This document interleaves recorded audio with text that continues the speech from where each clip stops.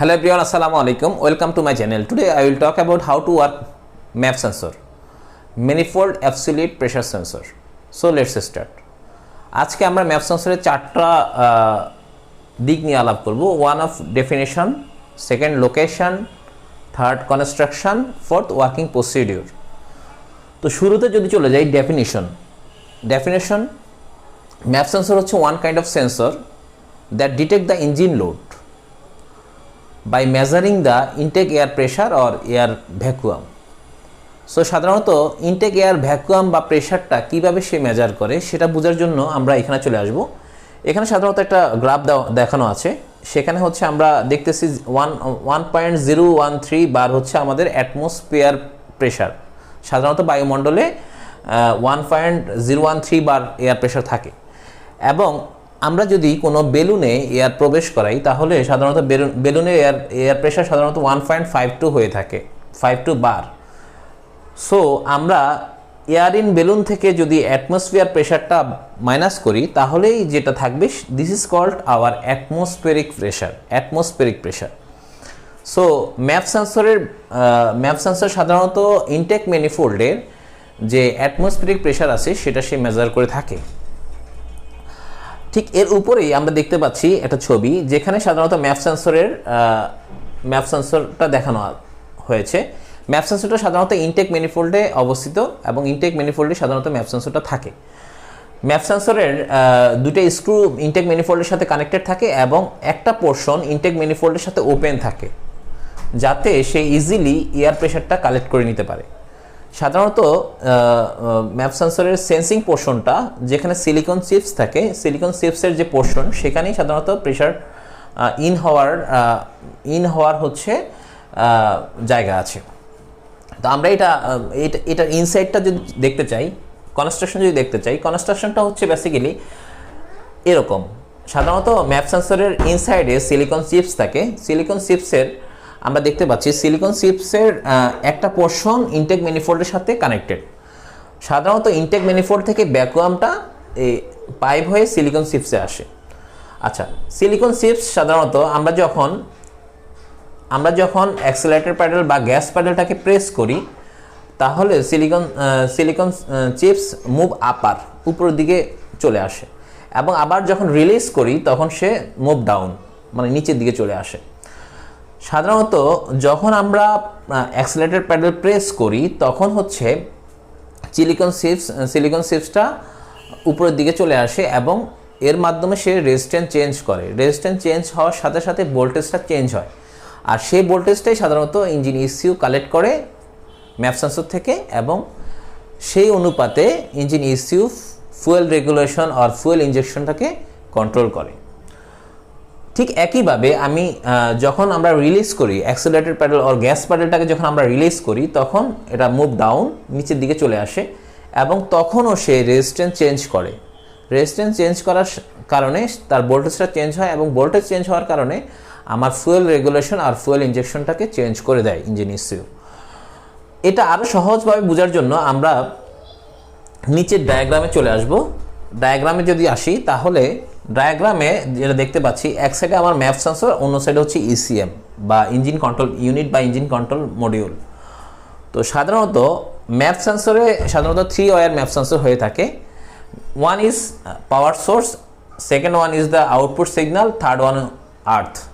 সাধারণত engine ECU থেকে 5 volt power source MAP সেন্সরে আসে, এবং এই পাওয়ার সোর্সটাই আউটপুট সিগন্যাল আকারে ইঞ্জিন ECUতে ট্রান্সফার হয়, এবং ইঞ্জিন ECU আউটপুট সিগন্যালের উপর বেস করেই বুঝতে পারে যে ইনটেক এয়ারের প্রেশার আর এয়ার ভলিউম আর ইঞ্জিন লোড, এই পুরো জিনিসটাই ইঞ্জিন ECU বুঝতে পারে, এবং এই বোঝার মাধ্যমে সে ফুয়েল ইনজেকশন আর ফুয়েল রেগুলেশনটাকে কন্ট্রোল করে। আচ্ছা, দিস ইজ সার্কিট ডায়াগ্রাম। আমরা যদি গ্রাফে চলে আসি, গ্রাফটা দেখতে পাচ্ছি আমার এয়ার প্রেশার বাড়তেছে, আমার আউটপুট ভোল্টেজ বাড়তেছে। দ্যাট মিনস এটা হচ্ছে আমার প্রেশার স্কেল, এটা হচ্ছে আউটপুট ভোল্টেজ স্কেল। আমি যদি প্রেশার স্কেলে প্রেশার বাড়তে থাকে, আলটিমেটলি আউটপুট ভোল্টেজও বাড়তে থাকে, এবং প্রেশার স্কেলে যদি এয়ার প্রেশার যদি কমতে থাকে তাহলে আউটপুট ভোল্টেজও কমতে থাকে। সাধারণত ইঞ্জিন ইসিউ থেকে যে 5 ভোল্ট পাওয়ার সোর্স ম্যাপ সেন্সরে আসে সেই পাওয়ার সোর্সটা যখন আবার আউটপুট হয়ে ইঞ্জিন ইসিউতে ট্রান্সফার হয়, সাধারণত এটা যদি আমার হচ্ছে মোর এয়ার ভলিউম বা মোর এয়ার প্রেশার যদি ইনটেক ম্যানিফোল্ডে হয়ে থাকে, তাহলে হচ্ছে মোর ভোল্টেজ ট্রান্সফার হয় ইঞ্জিন ইসিউতে।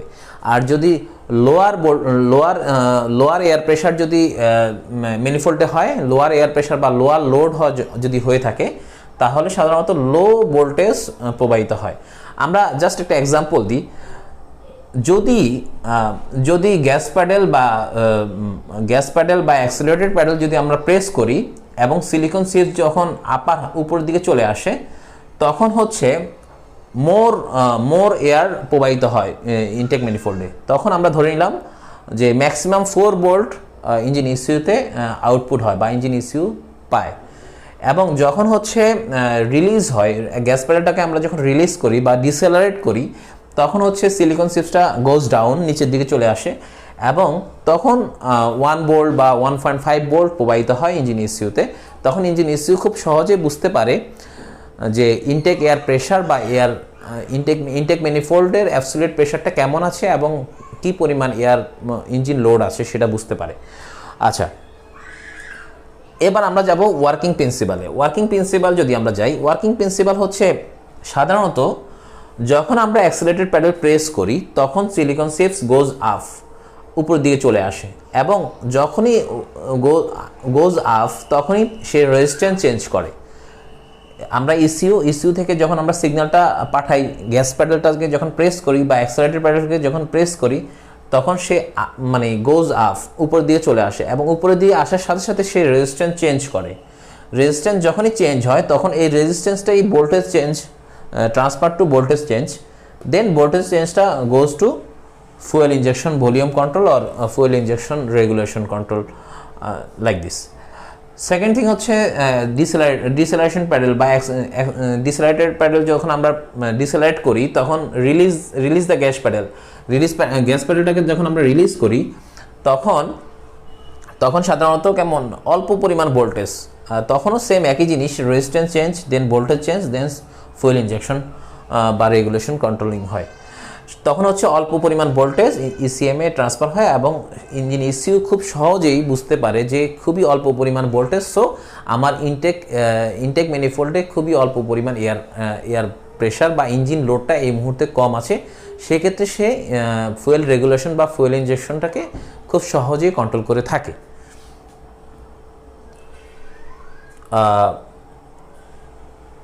এবার আমরা চলে আসবো fuel injection rule. Fuel injection রুলটা কি? ফুয়েল ইনজেকশন রুল হচ্ছে কিভাবে ম্যাপ সেন্সরের মাধ্যমে আমার ফুয়েল ইনজেকশনটা বাড়ে এবং কমে।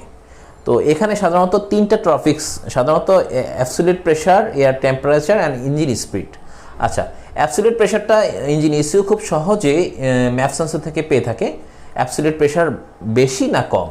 সাধারণত যখন বেশি হয় তখন হচ্ছে সিলিকন চিপসটা উপর দিয়ে চলে আসে এবং যখন কম হয় তখন সিলিকন চিপসটা নিচের দিকে নেমে আসে। তো আমার যখন অ্যাবসলিউট প্রেশারটা বেশি, তখন হচ্ছে ফুয়েল ইনজেকশনটা ইনক্রিজ করে, ফুয়েল ইনজেকশনটাকে বাড়ায়। আবার যখন অ্যাবসলিউট প্রেশারটা কমে যায়, তখন হচ্ছে এটাকে ডিক্রিজ করে, মানে কমায়, ফুয়েল ইনজেকশন বা ফুয়েল রেগুলেশনটাকে কমিয়ে নিয়ে আসে। ঠিক একইভাবে এয়ার টেম্পারেচার যখন আমার কম, তখন হচ্ছে ফুয়েল ইনজেকশনটাকে বাড়িয়ে দেয়। এয়ার টেম্পারেচার যখন কম হয়, তখন ফুয়েল ইনজেকশনটাকে বাড়িয়ে দেয় এবং এয়ার টেম্পারেচার যখন বেড়ে যায়, তখন ফুয়েল ইনজেকশনটাকে কমিয়ে দেয়, ডিক্রিজ করে। ঠিক একইভাবে ইঞ্জিন লোড যখন বেড়ে যায়, আমরা একটু সবাই যদি আরও ভালোভাবে দেখি, অ্যাবসলিউট প্রেশার এবং ইঞ্জিন স্পিড দুইটা কিন্তু similar. That means absolute pressure যখন বেশি, ইঞ্জিন স্পিড তখন বেশি। আমার অ্যাবসলিউট প্রেশার যখন কম, ইঞ্জিন স্পিড তখন কম। দ্যাট মিনস ইঞ্জিন স্পিড কম মিনস ইঞ্জিন লোড কম, এবং ইঞ্জিন স্পিড বেশি মিনস ইঞ্জিন লোড বেশি। তো সাধারণত ইঞ্জিন স্পিড যখন বেশি হয়, তখন ফুয়েল ইনজেকশনকে বাড়িয়ে দেয়, ফুয়েল ইনজেকশন ভলিউমকে ফুয়েল ইনজেকশন বা ফুয়েল রেগুলেশনটাকে বাড়িয়ে দেয়, এবং যখন ইঞ্জিন স্পিডটা কমে যায়, তখন ফুয়েল রেগুলেশনটা কমিয়ে দেয়। Thank you for watching.